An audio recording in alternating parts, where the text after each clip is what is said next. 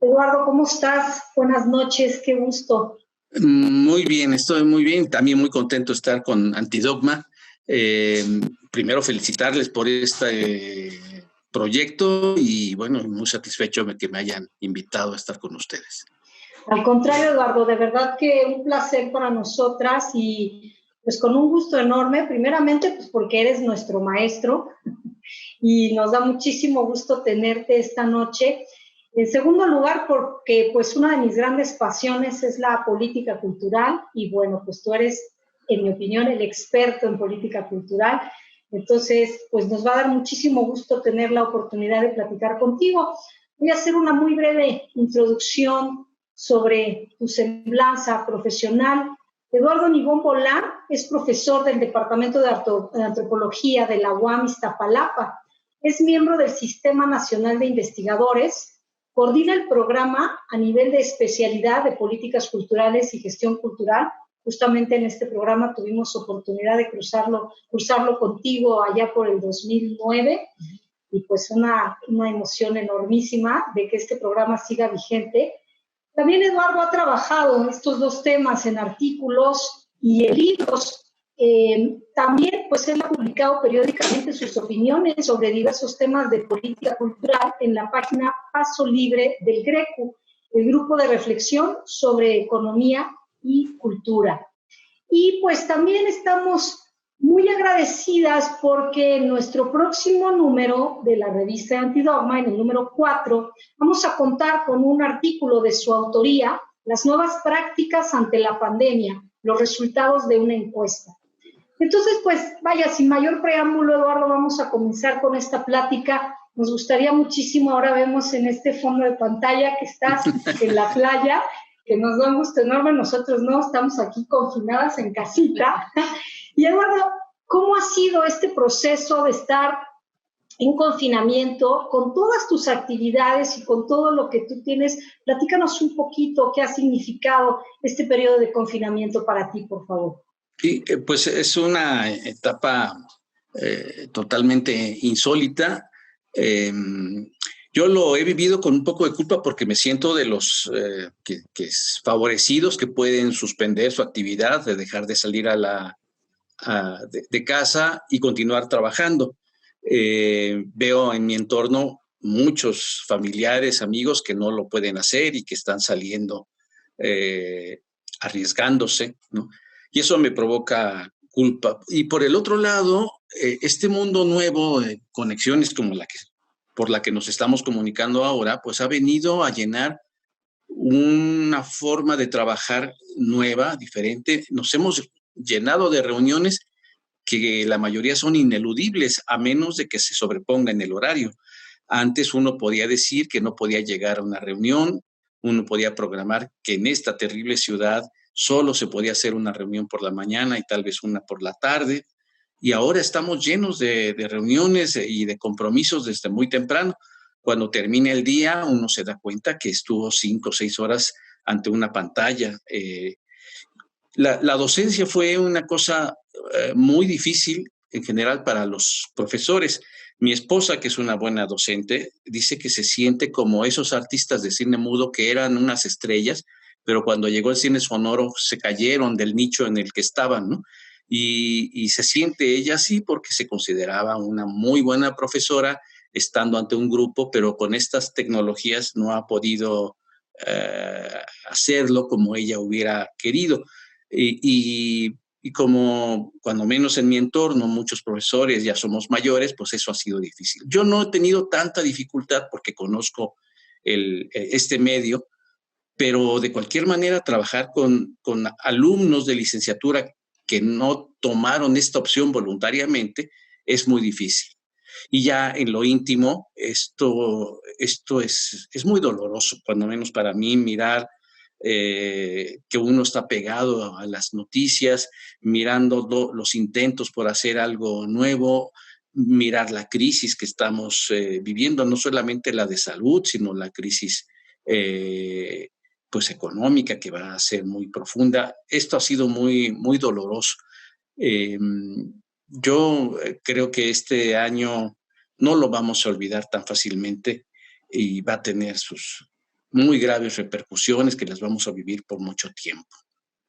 Y en ese sentido, justamente que lo mencionas, porque bueno, evidentemente tu texto hablará por sí mismo, pero a mí me gustaría ahí preguntarte, cuando estás hablando de esta situación y que de pronto, pues las cosas, un escenario muy dramático, muy malo en un momento dado, ya cuando esto pasa, lo ve uno de distinta manera.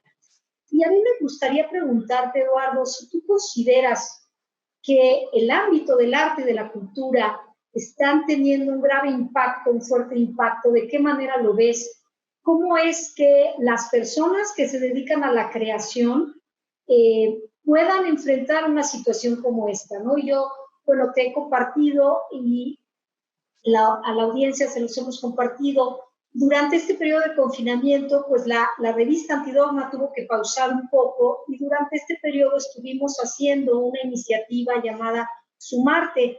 Y en Sumarte, justamente haciendo esta vinculación con el Zoom y hablando de arte y cultura, pues veíamos, porque platicábamos con gente de teatro, tuvimos a pues, creadores literarios, tuvimos a artistas del performance, a curadoras, curadores, etcétera, gente de cine, y pues cada persona nos externaba una visión distinta de esta realidad. Yo difícilmente ahorita podría encontrar un común denominador, salvo el hecho de hacer mención de la dificultad que tenemos a través de este medio. Como tú bien mencionabas, pues nosotros estamos en un círculo muy pequeño de privilegiados que podemos utilizar este tipo de herramientas para seguirnos comunicando y seguir, pues, haciendo nuestros haceres, ¿no? Nuestros quehaceres. Pero que hay una gran cantidad de población que lamentablemente no tienen este recurso. Entonces, a mí me gustaría que tú nos platicaras en el ámbito de la política cultural qué se puede hacer o cómo podemos incidir de alguna forma para resarcir o para recomponer pues, esta falta de comunicación que tenemos con un sector enorme de la población. Me imagino que lo que ustedes han podido apreciar es que la creatividad de los artistas y de los gestores culturales es inmensa y han hecho cosas maravillosas por este medio. Ya estaban trabajando. La encuesta que hizo Difusión Cultural de la UNAM muestra que la entrada al campo de la virtualidad no fue por motivo de la pandemia, ya estaba montándose un camino, ya muchos artistas estaban trabajando en este terreno, pero la pandemia impulsó mucho más. Pero la pandemia nos ha mostrado dos cosas que son muy difíciles de enfrentar desde el punto de vista de la política cultural. Uno es no solamente la diversidad, sino la terrible disparidad en cuanto al uso de estos medios, lo que ha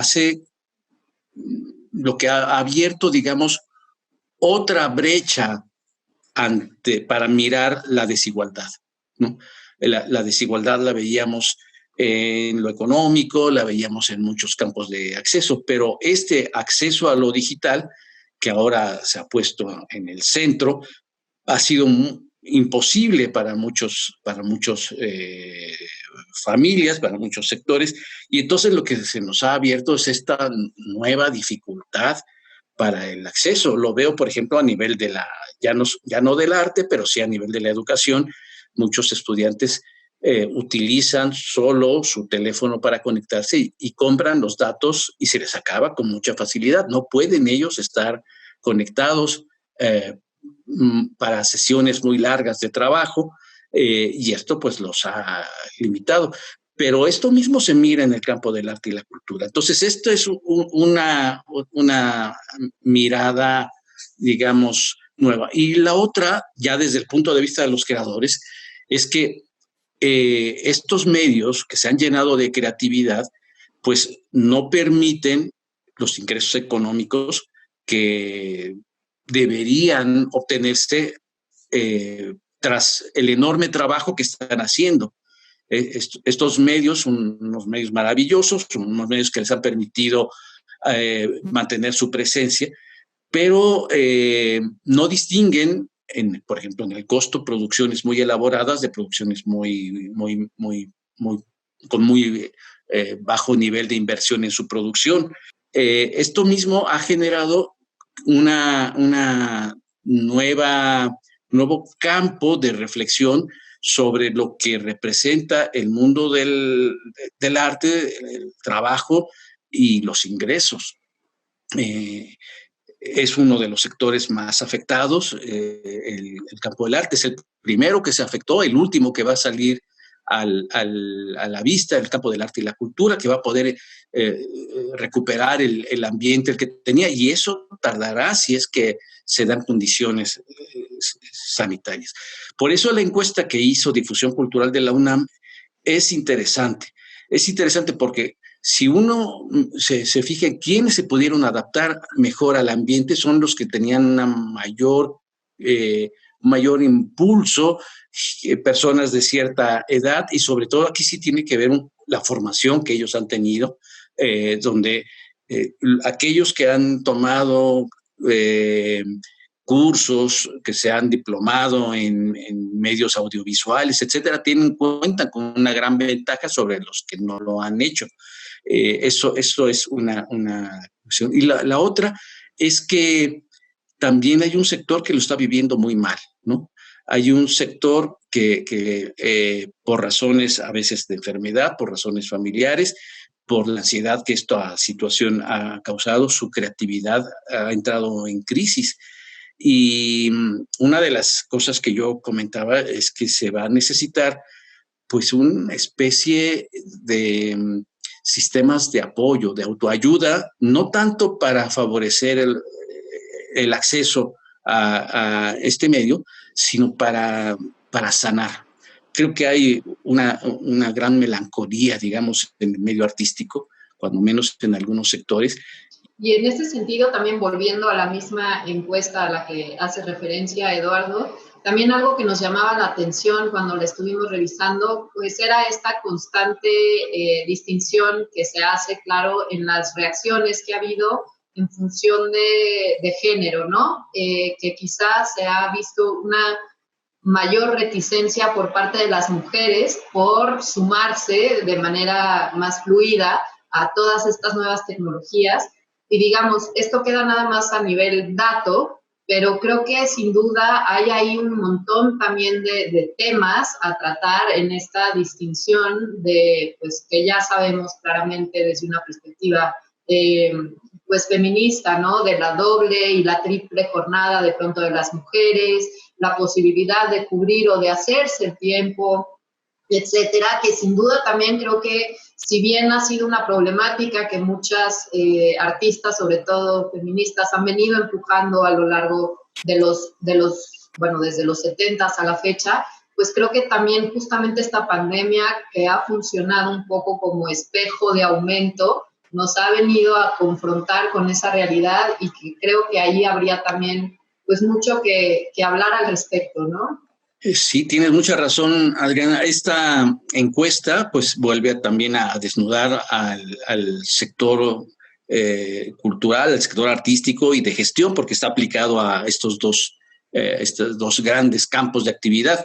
No se hizo una mayor distinción ya dentro del campo artístico, pero lo que tú señalas es muy importante. Pega en función de la formación que tienen los artistas, pega en función de la edad y pega también en función del género. Algunas actividades han sido menos golpeadas, las que de por sí ya se hacían en casa, ¿no? Actividades relacionadas, por ejemplo, con la literatura, con la edición, etcétera. Estas actividades han sido menos golpeadas por la pandemia que otras. Pero en general sí ha habido un mayor golpe en el campo de las mujeres, ¿no? Tal vez porque junto con el trabajo artístico llevan un poco de mayor carga en la familia, ¿no? Y las familias, aunque no te haya tocado directamente en tu ambiente, las familias todas hemos sido sacudidas de algún modo por la pandemia. Hemos tenido familiares que han enfermado, madres grandes que hay que estar cuidando, ¿no? Y que hay que atenderlas, y eso pues lamentablemente ha recaído, me parece, todavía más en mujeres que en hombres. Y Eduardo, allí pues me gustaría a mí hacer alusión a este libro tuyo que me encanta, La política cultural, temas, problemas y oportunidades. Y aquí justamente en este momento, digo, esto fue escrito con antelación, obviamente con anterioridad a la situación que estamos viviendo, pero en este momento, ¿cuáles creerías tú que son como normalmente los problemas centrales en la política cultural? ¿Cuáles son estos temas de los que hay que hablar y los que hay que resaltar? Digo, durante muchos años tuvimos los famosos 8 ejes de acción de la política cultural, ¿no? Y como que estábamos encasillados en estas 8 lineamientos, ¿no? Por mencionar el patrimonio y la diversidad cultural, la infraestructura cultural, industrias culturales, cultura y turismo, etcétera, ¿no? Infraestructura, en fin. Pero ahora en este momento, con esta situación que estamos viviendo desde el mes de marzo, que probablemente se va a extender durante más tiempo y que va a ser justamente, como lo decías en tu texto, que las cosas cambien, ¿cuáles serían estos problemas y las posibles oportunidades que tú podrías de algún modo preconizar con toda tu experiencia y con todo tu saber sobre la política cultural?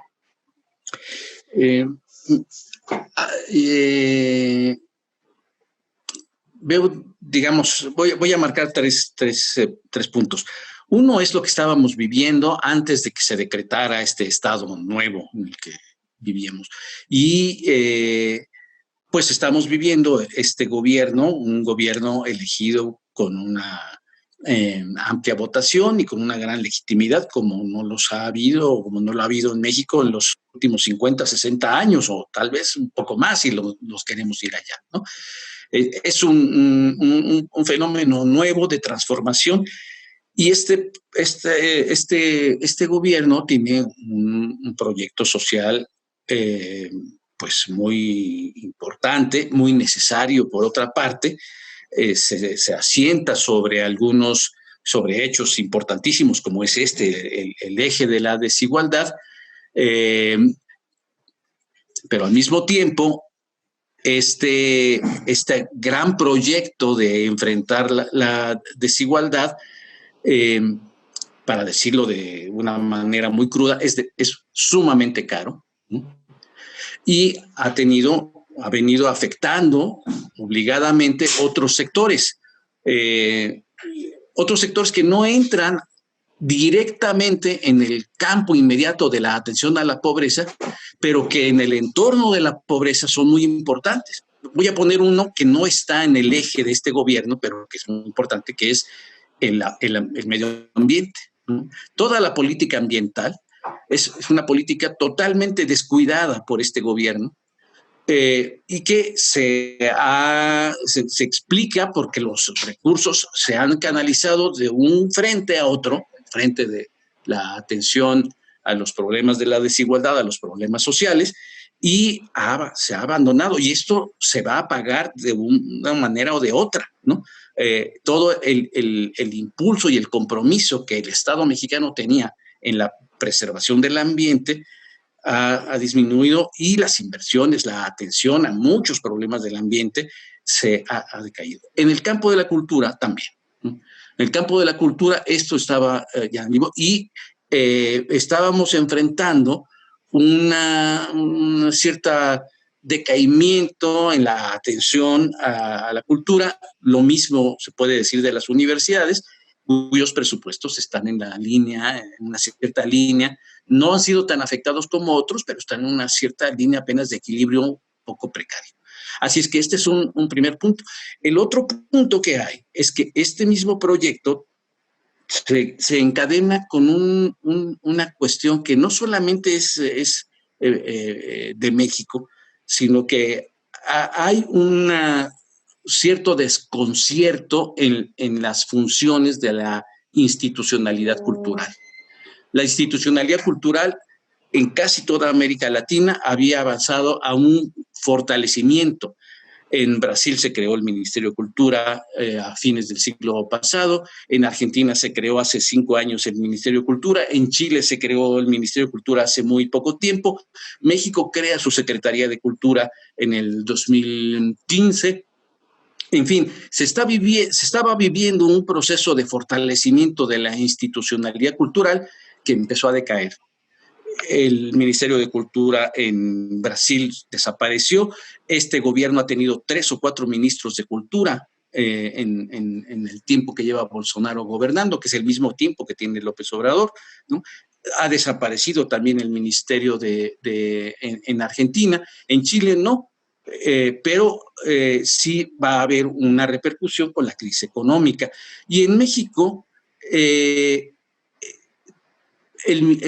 la constitución de la nueva institucionalidad cultural se hizo de una manera coja, en el sentido de que no representó ninguna reflexión sobre la política cultural, solo un cambio de fachada del CONACULTA, cuyas funciones estaban siendo atendidas por la Secretaría de Educación Pública, pasaron a la nueva Secretaría, pero no se hizo ninguna reflexión sobre el momento que vivíamos en la cultura. El segundo punto que podemos decir, que es más amplio de lo que sucede en México, es que la política cultural estaba llegando a un cierto tope. Las líneas más o menos eran las líneas compartidas. Se había llegado a erigir un modelo de institucionalidad más o menos compartido, el máximo nivel de institucionalidad, como de secretarías o ministerios, pero de ahí no se estaba mirando qué más había que hacer con la en términos de política cultural. Y ya el tercer punto, volvemos a la situación de México, es una política cultural que toma el compromiso de atender la desigualdad, genera programas con el núcleo de cultura comunitaria, pero este programa, que es el programa más fuerte de la Secretaría de Cultura, es también el programa más desinstitucionalizado. Hay una cierta paradoja, ¿no? Quiere producir un efecto importante en el ámbito de las comunidades, sobre todo las más desfavorecidas y las más afectadas por la violencia, cuando nunca antes una Secretaría de Cultura ni puede, en los hechos, tener capacidad operativa para llegar a ese nivel. Porque a diferencia de la Secretaría de Salud o a diferencia de la Secretaría de Educación, no tiene los medios para anclarse en el territorio.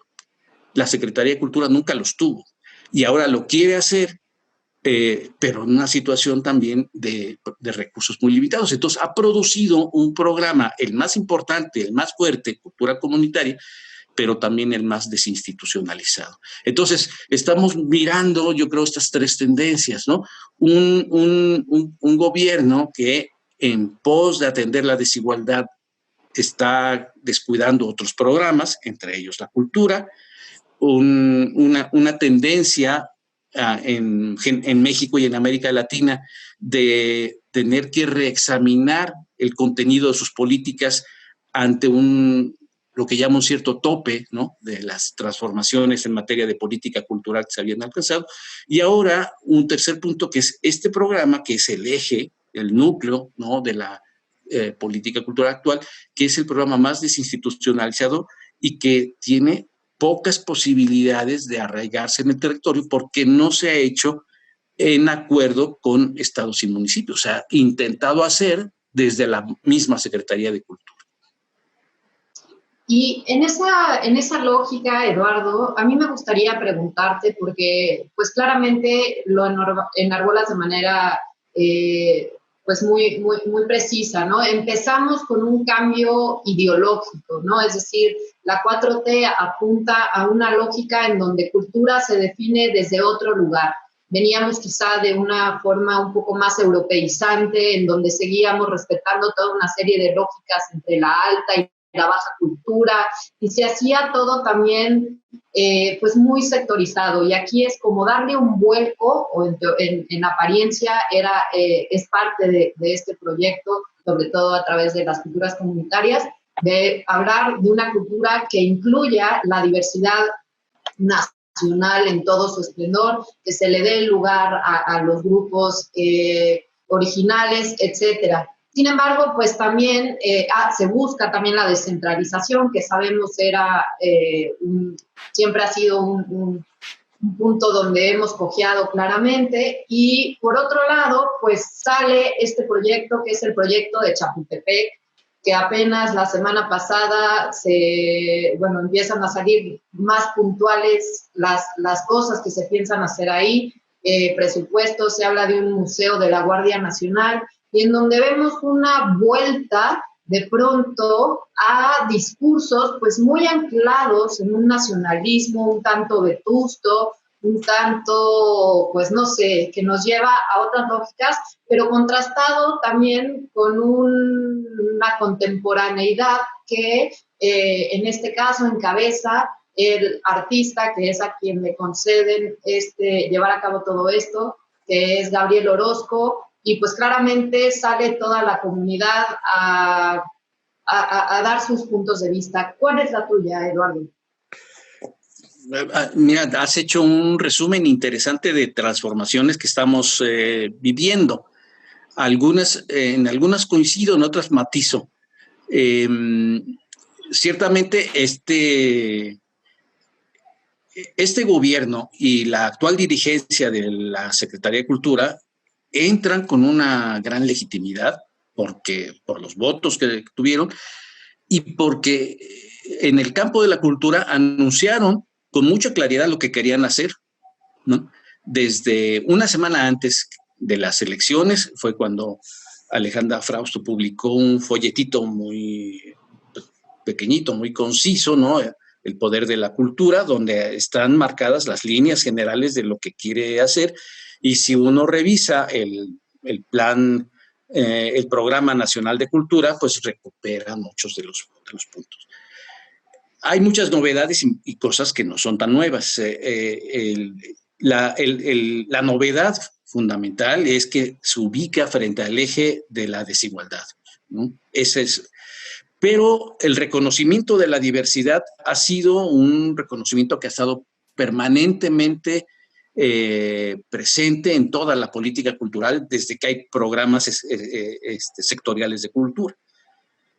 Y hay una coincidencia de la manera como están trabajando la diversidad a las anteriores, porque, digamos, desde el punto de vista del sector cultural, la diversidad, lamentablemente o explicablemente también, ha tenido un rostro o un carácter más bien estetizante. O sea, nos alegramos de la diversidad, estamos felices por la diversidad, sentimos que la diversidad es algo bonito y bello, etcétera, y ese es el eje fundamental como se ha trabajado y se está trabajando actualmente también la diversidad con este enfoque estetizante. La otra manera de mirar la diversidad es que la diversidad es fuente de conflicto. Y hay muchos grupos que sienten que sus proyectos autonómicos, que sus proyectos legítimos de autonomía cultural han sido rotos, han sido usurpados. Este gobierno, desde luego, no quiere colocarse en el terreno de hace 100 años de una política integrista, pero tampoco está en la órbita de trabajar esta otra manera de ver la diversidad, como una diversidad conflictiva, política, que raya en programas autonómicos radicales, ¿no? Entonces, frente a la diversidad estetizante y la otra diversidad, que es la diversidad política, el régimen mismo no sabe muy bien cómo ubicarse. Toda aquella oposición que no coincide con el actual gobierno es totalmente enfrentada. Por eso que ese término tan ambiguo y tan general que es el conservadurismo, que se aplica tanto a visiones de derecha como se aplica a grupos de pobres, grupos radicales, que no coinciden tampoco con la visión dominante. Todos son conservadores, salvo un solo grupo. Y entonces estamos volviendo a una cierta visión integrista donde solo hay un proyecto, ¿no? Es esta visión. Y esto es bastante peligroso porque, como vivimos todo el tiempo, estamos en un momento de polarización y lo que debemos preservar son los espacios intermedios. Porque si no preservamos los espacios intermedios, que son los que posibilitan el diálogo, esto se va a convertir en un desastre.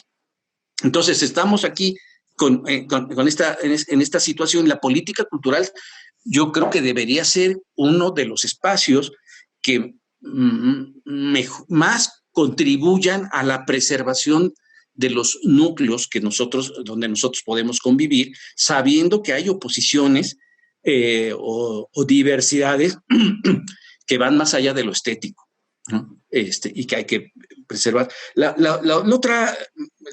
otro punto de vista, digamos, es que este gobierno es un gobierno sumamente centralista y llevábamos muchos años de trabajar en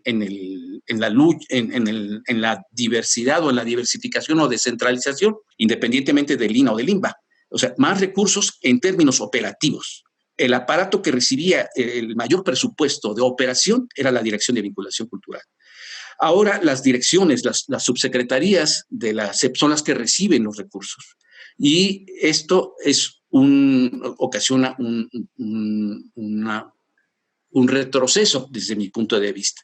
Y esto se ve en una cierta... un cierto vacío del proyecto que se quiere hacer en Chapultepec. Es un proyecto que no ha sido consultado. Es un proyecto que se inscribe, para mí, con la misma lógica de lo que es, digamos, la herencia que quiere dejar el régimen. Unos dejaron el Centro Nacional de las Artes, ¿no? Otros dejaron museos, etcétera. Y este régimen se empeña en dejar también una herencia que no ha sido consultada y que es innecesaria desde el punto de vista de la infraestructura cultural. Yo creo que el proyecto es un proyecto que no coincide con las necesidades del sector. Además, es el 12% del presupuesto de la Secretaría de Cultura. Todos los problemas que están viviendo las instituciones culturales, que son muchos, que están en la raya, ¿no?, de su posibilidad, de la línea de flotación, ¿no?, de poder funcionar o simplemente hundirse, decir no puedo hacer nada, podría muy bien solucionarse renunciando a un proyecto que a nadie le interesa. Esto me parece que está ahí. Solo interesa la idea del legado, ¿no? Pero yo creo que este proyecto no tiene ningún sentido. ¿Y cómo verías tú en este contexto que mencionas? ¿Pretenden complementar este complejo cultural de Los Pinos con todo el desarrollo de Chapultepec, que era todo parte de la idea, y en este momento ellos en su plan estratégico de desarrollo cultural lo están trazando de esa manera? Porque pues yo no entiendo cuál es la ilógica, ¿no?, que vemos si se tratase de esta complementariedad, ¿no?, de ambos, el complejo cultural de Los Pinos más todo el desarrollo cultural de Chapultepec. Pero en efecto, aquí, pues obviamente todo el mundo está sacudido con esta realidad, sobre todo cuando estamos hablando de esta cantidad que se le está otorgando, ¿no?, este porcentaje tan elevado que se le está otorgando a este proyecto. ¿Por qué no era suficiente el complejo cultural de Los Pinos como esta herencia, como este legado que podría dejar esta administración? Bueno, yo ignoro las motivaciones. Lo único que tengo son pues algunas ideas que derivo de comentarios que ha hecho la Presidencia de la República y la Secretaría de Cultura sobre ese espacio.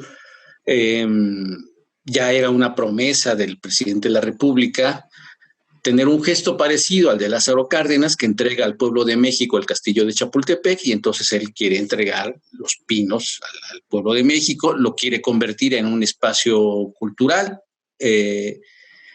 pero es un espacio cultural que en sí mismo ahora es un espacio vacío, es muy grande, pero es un espacio vacío que no tiene mucha vida, salvo los talleres que seguramente se hacen ahí, con cierta dificultad de acceso, cuando menos de vecinos. El acceso que hay es el acceso de visitantes que quieren conocer el lugar, pero que estarán dispuestos a tomar un taller el día que van, pero no a desarrollar una actividad más o menos constante. ¿Qué se quiere hacer? Bueno, pues integrar ese espacio al conjunto de Chapultepec, lo cual supone pues una serie de obras que son, imagino, muy caras. Pero eso es lo que yo tengo duda. Me parece que no es indispensable hacerlo ahora, que ese espacio lo único que manifiesta pues es esa tendencia centralista y de legado, y sobre todo que habiendo tantas obligaciones orgánicas, administrativas, institucionales,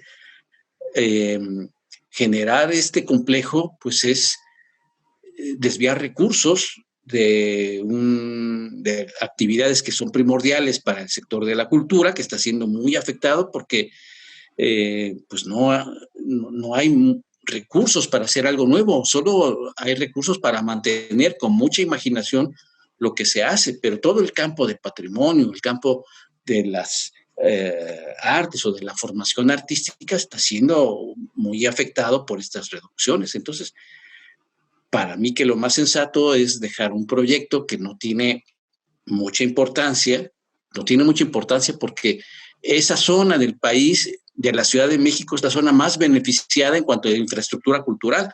Hacer algo nuevo allí no tiene ningún sentido, salvo a la necesidad del poder, y creo que eso, pues, habría que insistir en que no puede ubicarse como una prioridad tal y como lo está haciendo este gobierno.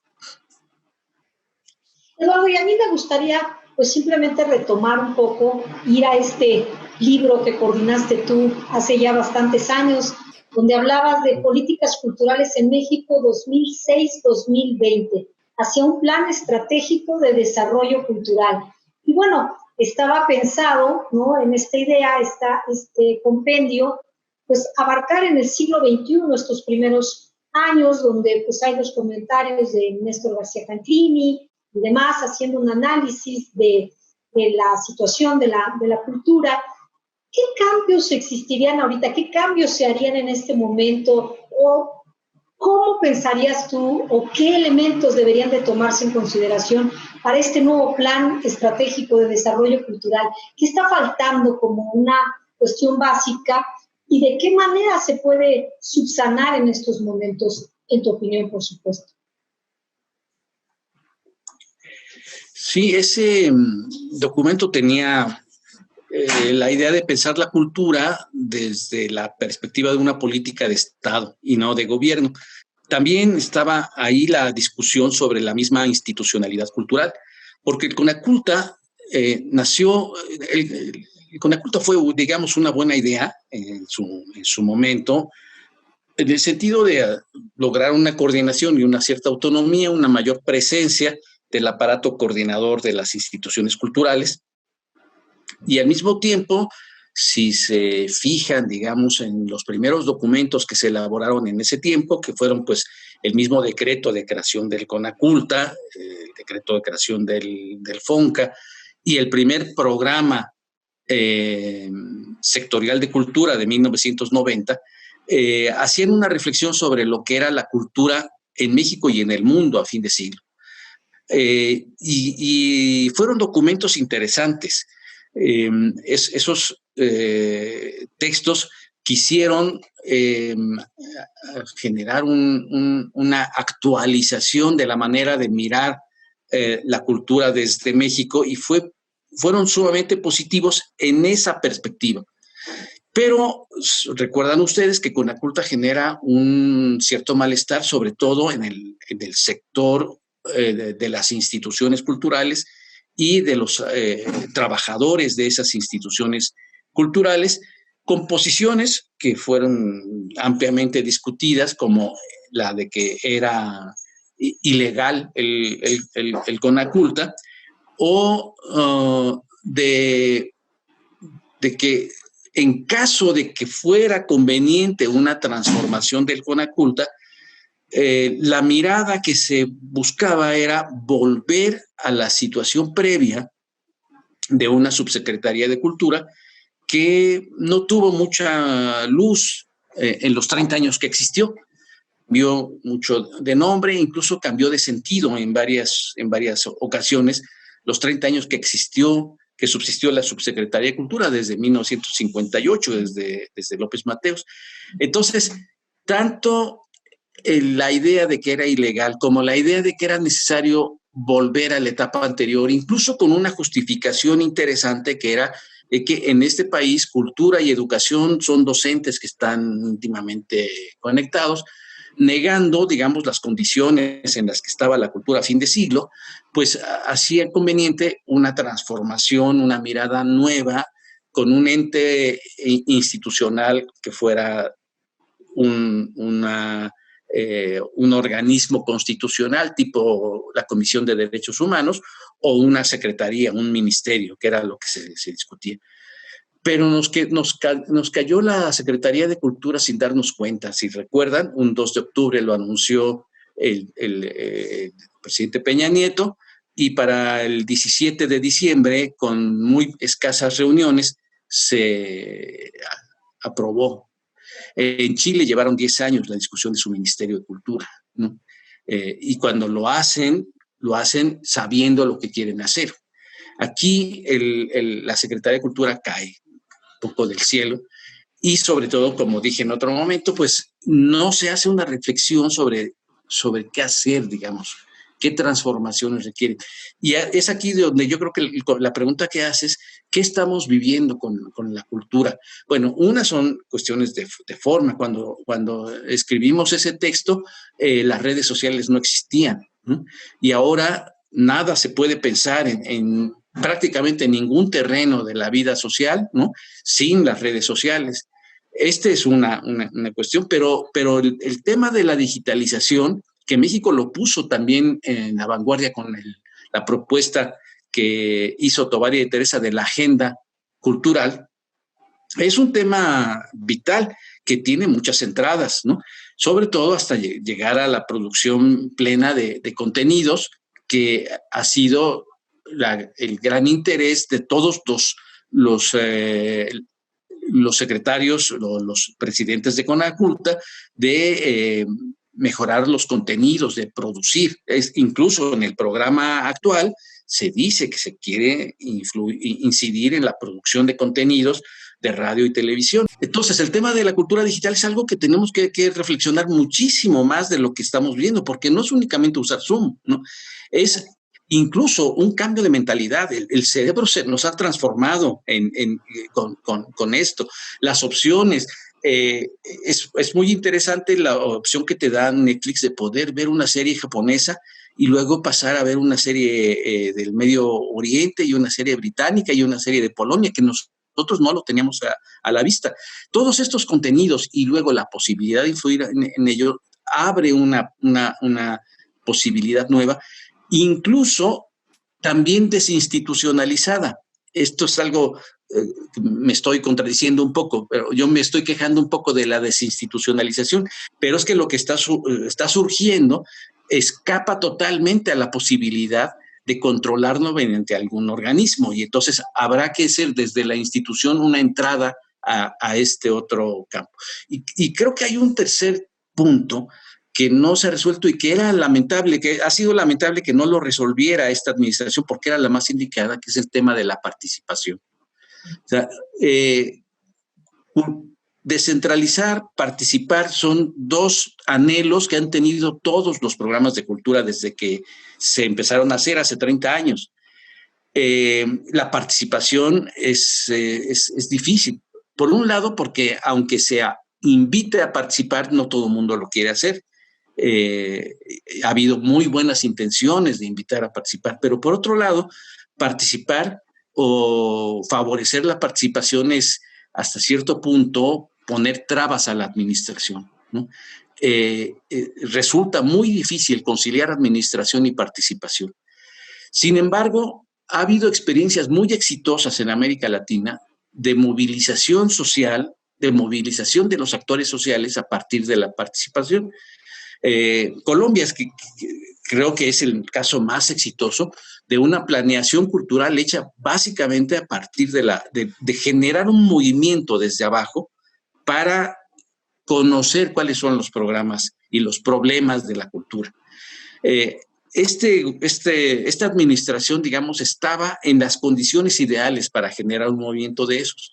Y la programación cultural se hizo más o menos de la misma manera como lo han hecho las administraciones anteriores, con un grupo de especialistas y buscando una cierta originalidad, lo cual es entendible, pero también es un poco peligroso, porque de tanto buscar originalidad a veces resulta que haces cosas pues que no, sobre todo cuando no las tienes fincadas en la conexión con los agentes sociales, ¿no? Entonces pueden resultar cosas aparentemente muy importantes en su enunciación, pero pues que no responden. Como esto, el punto de que desde hace 2 años se puso lo de los pinos, que es del poder de la cultura a la cultura de la cultura del poder al poder de la cultura, es la frase con la que se anunció el programa de los pinos. Pero esa frase es una frase realmente que puede servir para todo. Deducir de esa frase el programa, que es lo único que se deduce de esa frase, pues muestra un cierto ingenio, digamos, de pensar una frase, pero que no responde realmente a ningún interés.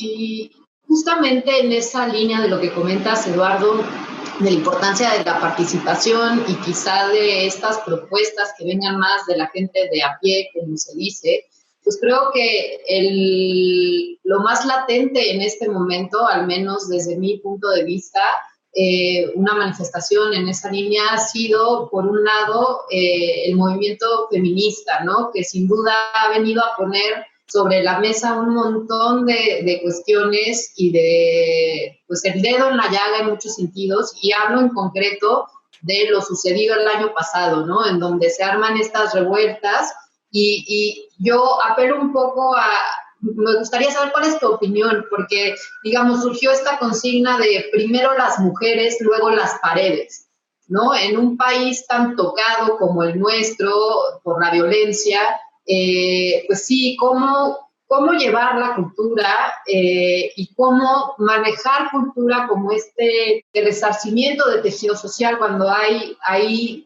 por medio necesidades mucho más urgentes quizá, o pues eso, que nos vienen a trastocar como sociedad. Has tocado un punto muy complejo, Adriana. No, yo creo que el movimiento más importante de los últimos años es el movimiento feminista. Sin duda, es el movimiento más importante, es el movimiento más radical también, ¿no? Y no sé en qué ola del feminismo estemos, pero esta tercera, cuarta ola de feminismo también es una ola que en sí misma representa un reto para el propio feminismo, porque hay una crisis interna, o hay cuando menos un debate interno dentro del propio feminismo para poder comprender, digamos, lo que está haciendo. Yo, por ejemplo, conozco, son alumnas, digamos, de la universidad que son sumamente radicales en su manera de mirar el mundo, y que entiendo, digamos, su punto de vista, y sin embargo hay dificultades para establecer las conexiones. Algunas de ellas hacen un gran esfuerzo, pero somos, creo, las otras generaciones las que tenemos que encontrar los puentes convenientes para poder conectar con ellos. Ahora, movimientos sociales e institucionalidad son siempre como el agua y el aceite. Los movimientos sociales siempre van más allá de la norma. No pueden ser contenidos por la norma. Sus demandas son demandas siempre en crecimiento. En cambio, la institucionalidad cultural solo se puede regir correctamente por las normas. Esta dificultad de conectar movimientos sociales e institucionalidad cultural ha estado presente siempre. Y por eso los movimientos sociales no desaparecen, ni habrá capacidad de que una institución pueda resolver definitivamente las demandas de un movimiento social. Pero este movimiento social en particular es un movimiento que no solamente atenta contra las normas, está atentando contra los símbolos. Esta es la novedad de este movimiento, y nos ha encontrado con bastantes dificultades. Por ejemplo, el símbolo del patriarcado ha sido enfrentado, y yo puedo coincidir totalmente con esa lucha, pero las que están sosteniendo esa lucha miran o pueden mirar con mucha facilidad actitudes patriarcales en mi persona que yo ni siquiera me he dado cuenta para poder hacerlo. Entonces me excluyen. Si yo me quisiera manifestar apoyando un movimiento de esos, muy probablemente en ciertos sectores radicales ni siquiera estén dispuestos a aceptar mi apoyo, ¿no? Porque consideran que no ha sido suficiente o no es suficiente esa manera de verlo. Entonces, este movimiento es un movimiento que al centrarse en los símbolos, no solamente está construyendo demandas sociales que se resuelvan, digamos, con una política económica o con una política legislativa. Están apelando a una transformación de los símbolos, como este lema que tú estás poniendo en la discusión. ¿Y qué hace el responsable de patrimonio frente a un lema de esos? Cuando la obligación del responsable de patrimonio es la preservación de los monumentos. O sea, debe renunciar un responsable de patrimonio a su obligación de preservar los movimientos porque los monumentos, porque este movimiento social lo está exigiendo. Este es uno de los debates más interesantes, que no solamente se vive en México, ¿no? Yo creo que debemos nosotros mirar, lo vemos ahora en los Estados Unidos con la discusión que generó el asesinato de este señor negro en la ciudad del norte de Estados Unidos, y que era un gran movimiento nacional, pero las consecuencias son consecuencias de símbolos. Por ejemplo, quitar estatuas, ¿no? Movilizar estatuas, que ya no solamente es un problema en Estados Unidos, sino también en Europa, porque tienes todas las estatuas de los que hicieron grandes aquellas naciones imperiales o estados imperiales, pero que fueron esclavistas o fueron defensores de sistemas injustos, ¿no? Entonces, ¿cómo concilias la grandeza de aquellos estados frente a temas que no son aceptables en la actualidad? Este movimiento nos está colocando en una situación nueva, y presumo que la institucionalidad cultural no tiene manera de enfrentarlo. Si nosotros, mirando este movimiento, tratando de comprenderlo, de analizarlo, incluso de apoyarlo, estamos indefensos, la institucionalidad cultural creo que lo único que puede hacer es abrir espacios para la discusión, es lo único, creo. Y por el otro lado, tratar de conciliar sus obligaciones institucionales. Yo pongo esto que es muy difícil. Un responsable de patrimonio tiene la obligación de preservar el patrimonio. Y una pinta, por muy justificada que sea, no es patrimonio, porque lo hace un sector social nada más. El patrimonio lo que es un bien que a través de un discurso es aceptado por una colectividad. No porque yo lo haga y piense que eso es justo, sino que ese bien seleccionado a través de un proceso discursivo, de un proceso pedagógico para el conjunto de la sociedad en general lo acepta. Y un graffiti no tiene necesariamente esa visión. Podemos aceptar los grafitis que encontramos en Pompeya y Herculano, porque son patrimonio y tienen casi 2000 años de existencia, y entonces uno puede decir esos grafitis son patrimonio, pero un grafiti que se hace hoy es difícil que por el solo hecho de hacerlo y porque sea legítima la lucha se convierta en patrimonio, porque un patrimonio es un destilado, no es únicamente una acción legal. Entonces, estamos viviendo esto. Temo que no he podido responder una pregunta difícil que has hecho, Adriana, pero presumo que la institucionalidad cultural no está en condiciones para hacerlo, que su obligación es encontrar los espacios para poder generar el diálogo, si es que quieren dialogar, porque hay sectores que tampoco quieren dialogar, ¿no? Sectores radicales de ese movimiento que no quieren dialogar. Entonces, es generar espacios para la reflexión y para generar el destilado, que yo estoy proponiendo, el destilado que la sociedad acepte, ¿no? Un destilado que ahora involucra símbolos, ¿no? Que ahora involucra esta otra faceta de la lucha.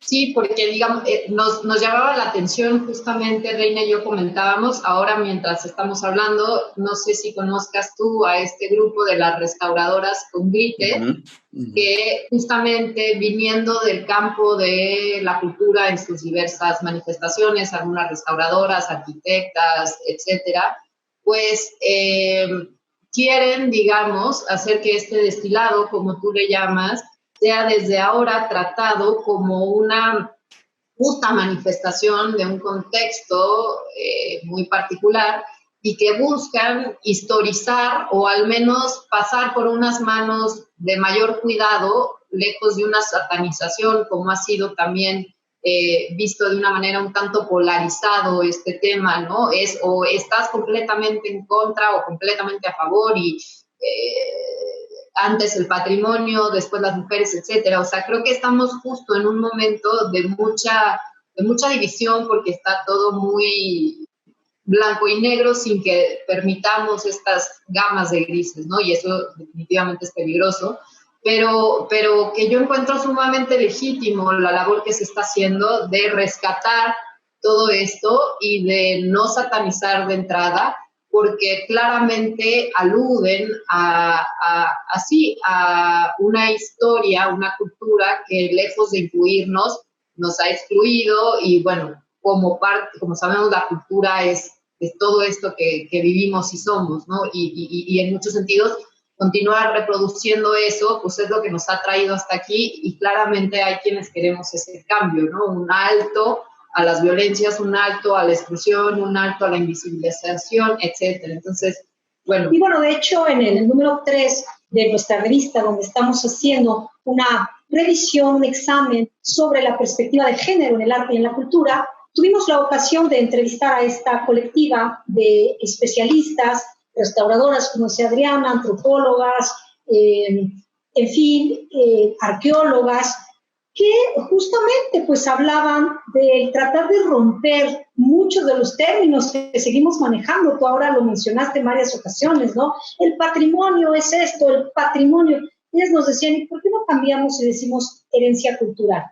Porque patrimonio, ¿no? Que justamente pues en este tema de los feminismos, de hablar de una perspectiva de género, pues estamos tratando también de adecuar los términos, tal vez de modificarlos, ¿no? Y entonces de pronto defender un patrimonio, en vez de hablar tal vez de esto, de las herencias culturales, porque ellas decían que justamente todas estas pintas, todas estas situaciones, lo que ellas querían y pidieron, de hecho, era poder registrar, hacer un registro de todo eso que había sucedido antes de que se tuviera alguna intervención por parte pues, de todos los equipos que tuvieran a bien limpiar, ¿no?, estos grafitis o estas pintas, porque pues finalmente es eso, no era un testimonio de estas realidades que han sido invisibilizadas y que a través de esta lucha y de dejarlas evidentes en estas paredes, pues podrían significar en un momento futuro, en la revisión, pues justamente la lucha pues de esta realidad que se estaba viviendo en ese momento, ¿no?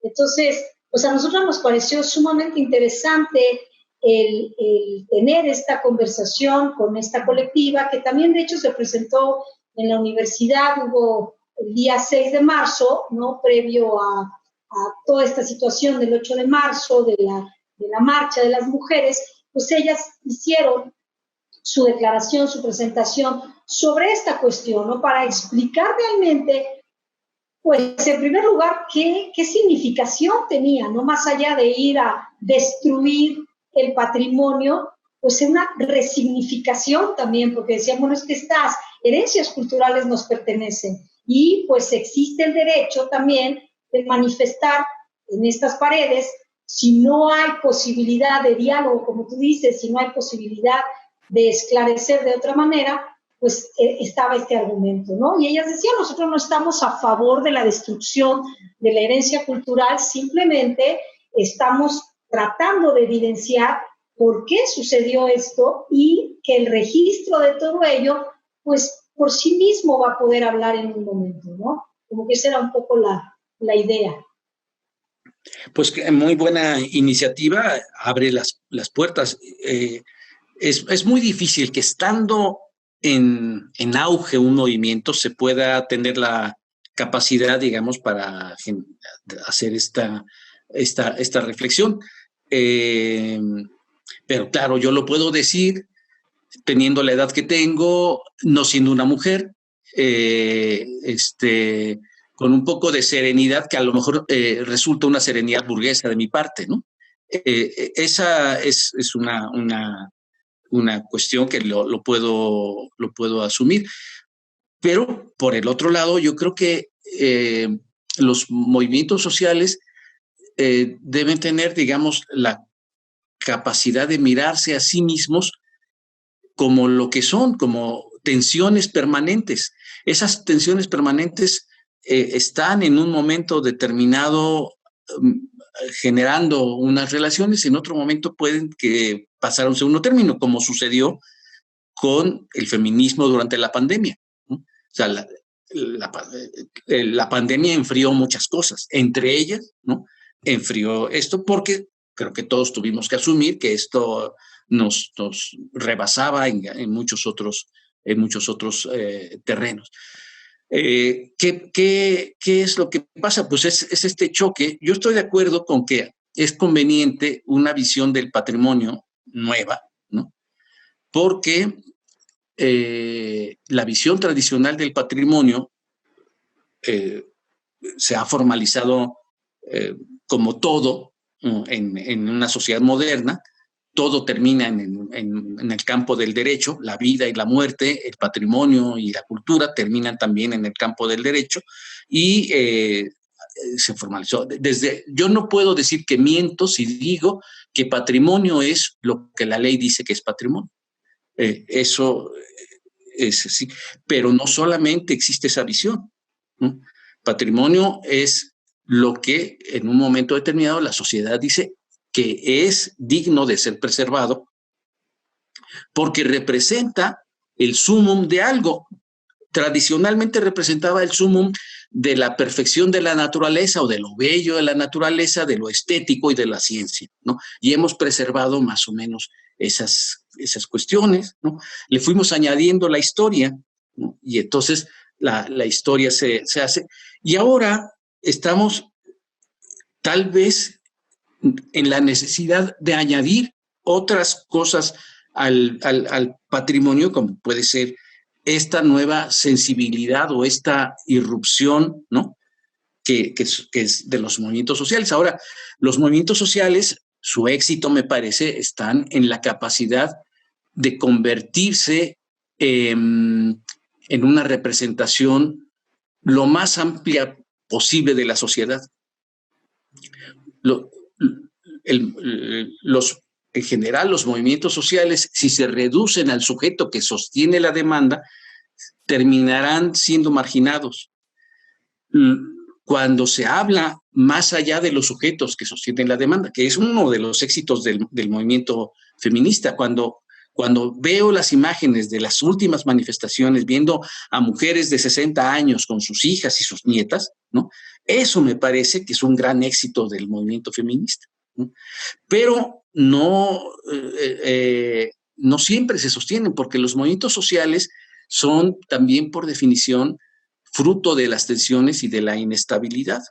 En ocasiones se radicalizan, en ocasiones se marginan, etcétera. Entonces, por eso hay que dejar que el tiempo genere este destilado. Lo vamos a saber en un tiempo. Por ejemplo, el campo de concentración de Auschwitz, que es el número 8, el bien número 8 que ingresa a la lista de patrimonio mundial, o sea, casi desde el principio. Pero ¿por qué un campo de concentración? O sea, ¿qué valor universal representa un campo de la muerte? Entra a ese lugar y ha sido objeto constante de debate y de transformaciones en la visión de ese campo, incluso su nombre, ¿no? O sea, el gobierno polaco decidió cambiarle el nombre a ese lugar y fue ante el Patrimonio Mundial a cambiarle el nombre del lugar, del campo, porque no quería que se hiciera relación con Polonia. Entonces, el campo de concentración alemán en Auschwitz, ¿no?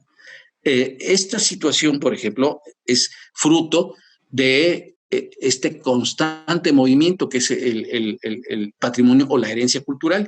Y yo creo que se necesita un poco, pues, de serenidad y de modestia, digamos, ¿no? Para trabajar todas estas cuestiones. Y lo hago un poco para poder canalizar esta plática y un poco a guisa de cierre. A mí me gustaría que nos platicaras tu visión. El tema de la revista del número 4, vamos a tratar de platicar un poco sobre el mercado del arte, el mercado cultural, pero a mí me gustaría tener tu visión, porque por un lado estamos hablando justamente de los bienes heredables, del legado para preservar, pero de igual manera tenemos confrontado el asunto del mercado. Y de esa forma, por ejemplo, un textil oaxaqueño con un diseño precioso que hay que preservar, lo vemos confrontado de pronto con el diseño internacional que se roba esos patrones, y literalmente lo digo así con ese énfasis, se roba esos patrones sin dar ningún beneficio a las colectividades o a las comunidades indígenas creadoras de estos diseños, y los ponen en venta a unos precios estratosféricos, ¿no? Eso por un lado. Estamos hablando de pronto también de qué manera enfrentar el preservar cierta música originaria, y de pronto tienes, pues, no sé, los nuevos sistemas de escuchar música, el Spotify y demás, y cómo pueden competir todo esto, ¿no? Entonces, a mí me gustaría saber tú, con tu experiencia en estos ámbitos, ¿qué opinión tienes al respecto al estar hablando en esta balanza? Bienes para preservar, bienes en la industria cultural se vuelven oferta en el mercado, ¿no? Y son demandados de esa manera. ¿Cómo confrontamos esto en estas reglas? Pues qué bueno que que van a sacar el número de la revista, porque sería uno de los primeros lectores que tendrán. Eso lo agradezco mucho. Es un campo cambiante también, y no me puedo yo considerar portador de una opinión trascendente sobre este terreno y sobre muchos otros, desde luego, ¿no? Lo que sí me parece es que hay, digamos, una necesidad muy urgente de reflexionar sobre la propiedad intelectual colectiva. Esto ha estado en el debate, pero no hemos sabido hacerlo. No sabemos si es posible incluso alcanzar una normatividad adecuada sobre esto. El grupo de abogados, artículo 27, ¿no?, que es un colectivo de abogados donde está Carlos Lara,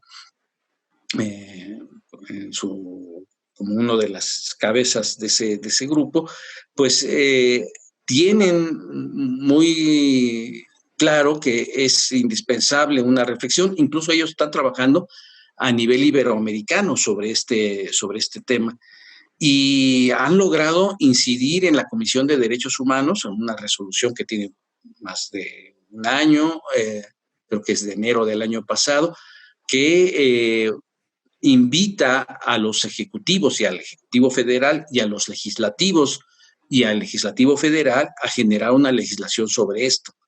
¿Cuándo se cumplirá esto? Pues cuando los 32 estados, los y el legislativo federal generen una normatividad sobre esto, y yo lo veo para largo plazo. Artículo 27 ha defendido varios grupos de colectivos artesanales, ¿no? Pero los ha defendido básicamente a través de la conciliación, a través de la negociación, porque no hay instrumentos legales para hacerlo. Sí, bueno, el otro campo del mercado del arte que me llama la atención es esta distinción que ha habido entre la cultura popular, que tiene un cierto mercado local, tradicional, legítimo, y que en México se ha promovido desde hace mucho tiempo, y la alta cultura, la cultura culta, la cultura legítima, que tiene también su espacio y sus lugares, tanto de exhibición, de distribución, también de venta. Pero hay un espacio intermedio que siempre me ha sorprendido, me sorprende mucho más ahora, que son esas expresiones de cultura que son populares, pero que no son muy reconocidas, que son de amplia difusión, digamos el narcocorrido, para ponerlo. Y una serie de expresiones que para algunos son expresiones canallas de la cultura, ¿no? Que uno con dificultad puede decir que pueden difundirse porque representan valores democráticos, ¿no? El reggaetón y las letras, sobre todo el reggaetón, muchas expresiones que son de ese espacio y que tienen un mercado, un mercado vigente que lo promueve, ¿no? Que lo tiene en gran estima porque es redituable, y que aquí no hay que discutir qué espacios de mercado del arte hay, sino que hay que discutir por qué se vende. Hay que discutir quién es el beneficiado por estas expresiones de mercado de la cultura, y que creo que son espacios que están absorbiendo muchos recursos, tanto de la población como de la sociedad en su conjunto. O sea, las rentas que hacemos de las plataformas tipo Netflix, ¿no? Dan para todo. La contratación que se hace de Internet dan para consumir tanto un gran festival de arte o de música como para consumir expresiones que tienen esta característica a veces canallas, ¿no? Entonces, aquí creo que entra la reflexión, me parece, sobre el mercado del arte, pero no en el sentido de que sea un mercado en decadencia, sino al contrario, es un mercado tan fuerte, tan amplio. Eduardo, no nos quedaría, me parece, más que agradecerte muchísimo este tiempo que has tomado para compartir con nosotros todos tus saberes también compartidos. Y yo te quisiera preguntar, evidentemente, bueno, Antidogma, la revista de arte y cultura de la Universidad de la Comunicación, tiene, entre otras audiencias, pues unas juventudes que están ávidas por saber, por conocer, pero sobre todo que están formándose para producir contenidos, para producir, pues, justamente estas realidades. En la universidad, pues, están las carreras de cine, publicidad, mercadotecnia, justamente, comunicación social, comunicación visual, está también la carrera de animación, está la carrera de comunicación y gestión de la cultura y las artes, en fin, entre otras. A nosotros nos gustaría preguntarte, ¿qué mensaje le das a estas juventudes, a estos estudiantes, a estos alumnos y alumnas que están formándose ahora y que justamente tienen en su futuro la producción de contenidos? Y pues me parece que es un momento interesante, se abren oportunidades, como tú mencionabas en tus textos y demás.